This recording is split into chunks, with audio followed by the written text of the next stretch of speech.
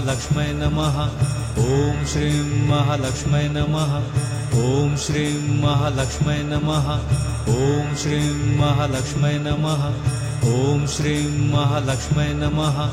ॐ श्रीं महालक्ष्म्यै नमः। ॐ श्रीं महालक्ष्म्यै नमः। ॐ श्रीं महालक्ष्म्यै नमः। ॐ श्रीं महालक्ष्म्यै नमः। ॐ श्रीं महालक्ष्म्यै नमः। ॐ श्रीं महालक्ष्म्यै नमः।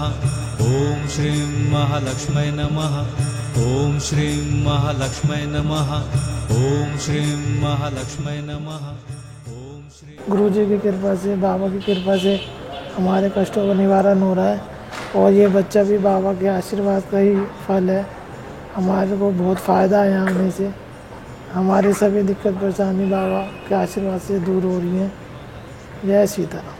ॐ श्रीं महालक्ष्म्यै नमः। ॐ श्रीं महालक्ष्म्यै नमः। ॐ श्रीं महालक्ष्म्यै नमः। ॐ श्रीं महालक्ष्म्यै नमः। ॐ श्रीं महालक्ष्म्यै नमः। ॐ श्रीं महालक्ष्म्यै नमः। ॐ श्रीं महालक्ष्म्यै नमः।